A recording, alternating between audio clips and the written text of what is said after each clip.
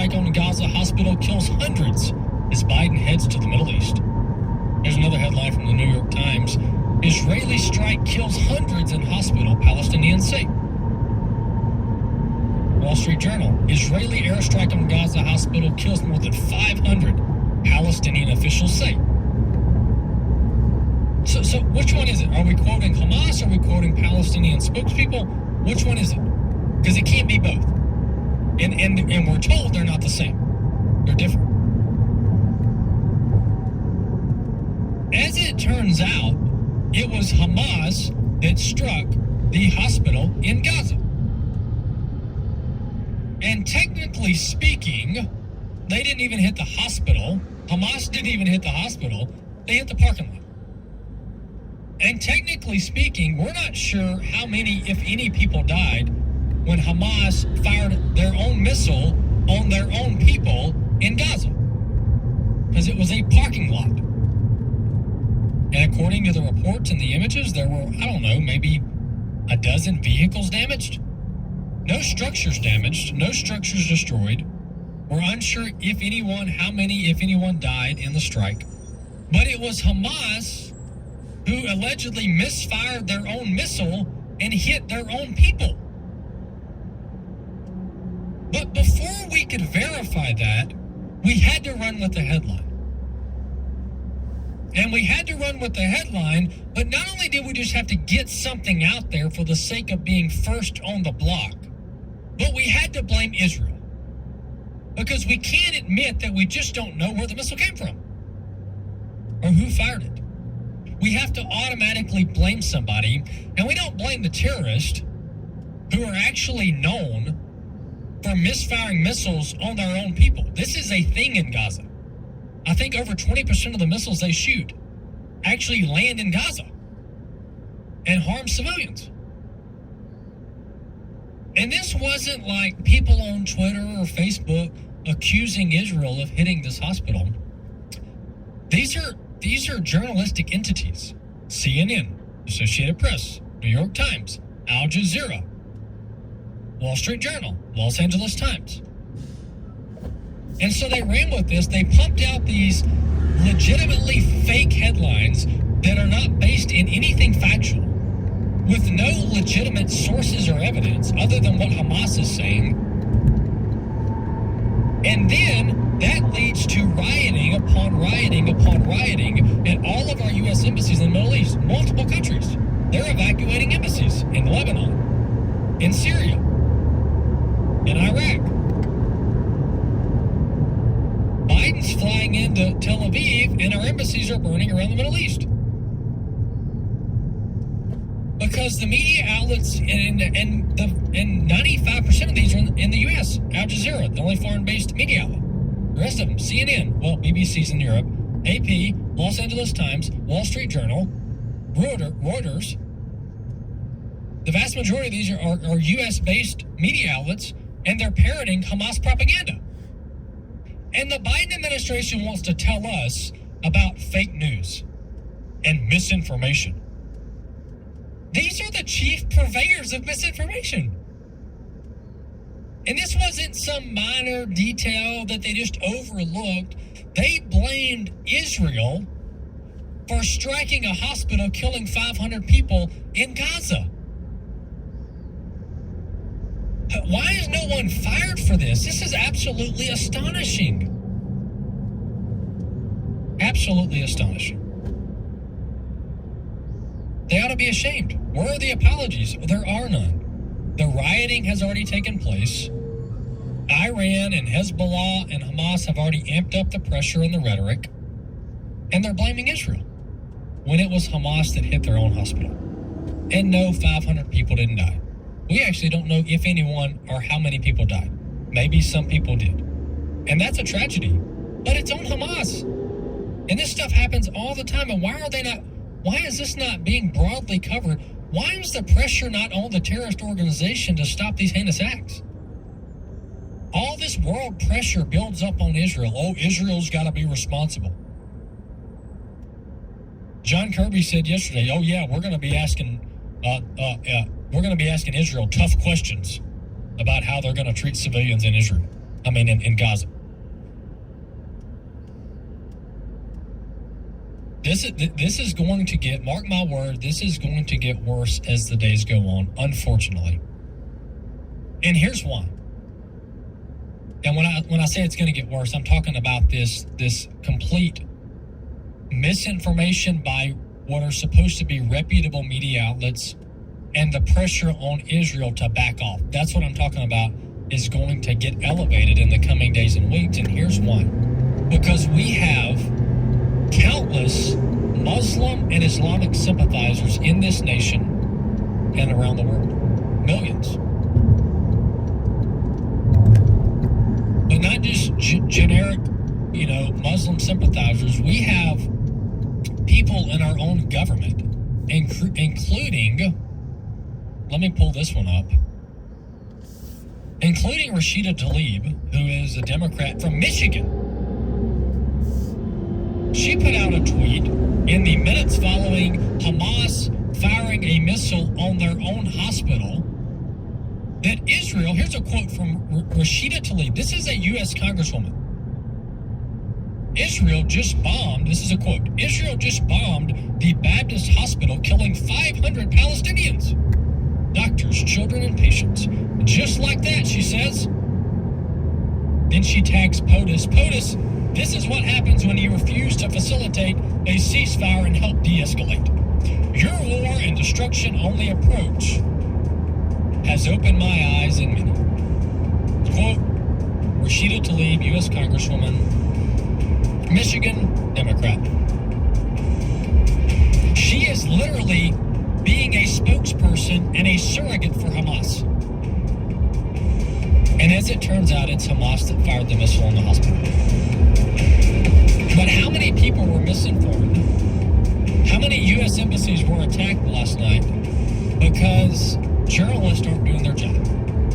And people in the U.S. Congress are being surrogates for Hamas.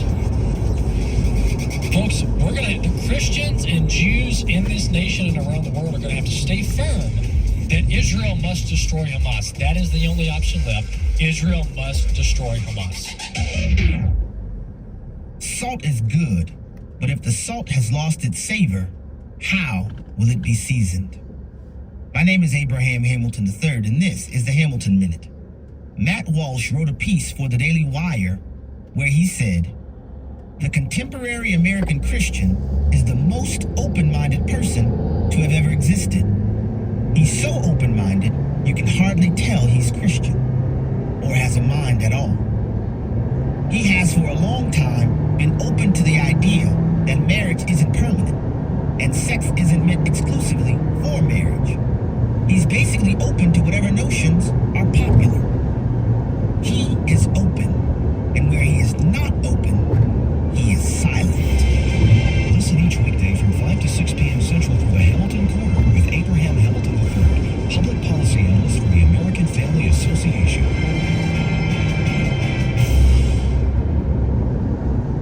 In churches, and a lot of churches today, the issue of identity is sort of like the big elephant in the room. It's in the news, but it's not in the church. So if it's in society, it needs to be something the churches are addressing. In His Image, delighting in God's plan for gender and sexuality, is now available for church screenings and events. Every person in America needs to see this. And all pastors need to show this to the church, get their people informed. If the church and Jesus isn't the answer, where's the world going? We want the message of the film to touch as many hearts and lives as possible, and we'd love to join with you to bring the film to your community. So let's say you have a small group or your church, or we've even been bringing the film into some prisons. We want to partner with you. So what we'll do is we'll send you a special kit, and it's completely free, and it'll just have some extra resources to help you promote your event. To find out more about how to host an event, go to inhisimage.movie and click on the Host an Event tab. That's inhisimage.movie. Hey friends, it's Jessica Peck, Dr. Nurse Mama, as your 1-minute parenting coach. Have you heard the latest TikTok teen craze on bed rotting? This is a toxic self-care trend that showcases young people, burrito wrapped in their covers, phone in hand, to endlessly scroll with snacks piled high. Now, it's okay to be a vegetable every once in a while, But bed rotting is not a healthy habit for coping. Gorging your eyes on screens disrupts your mind-body balance. It can even be a sign of real anxiety or depression. Parents, we need to model healthy coping behaviors for stress management, like taking a walk, talking to a friend, listening to music, reading, praying, or going to church. Ask your teens about this trend, and I'll see you on the Dr. Nurse Mama radio show right here on American Family Radio.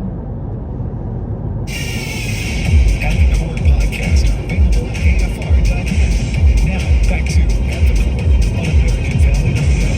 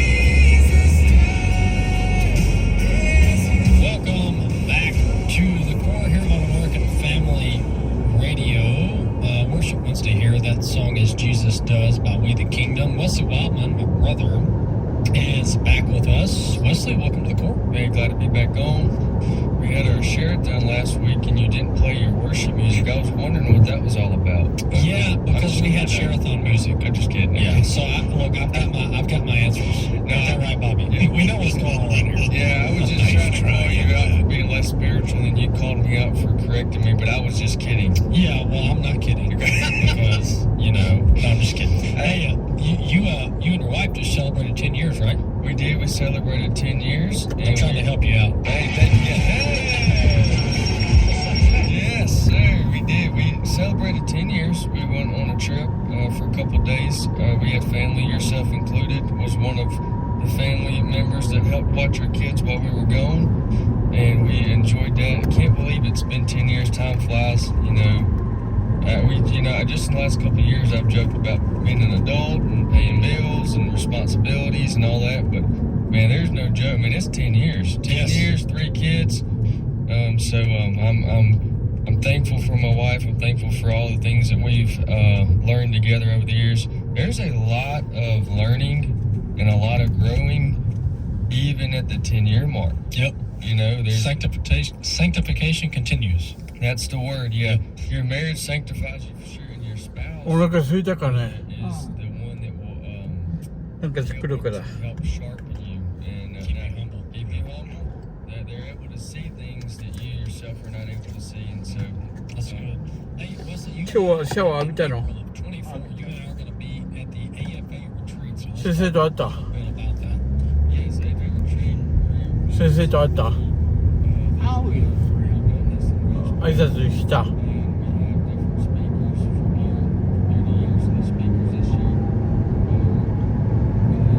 よかったね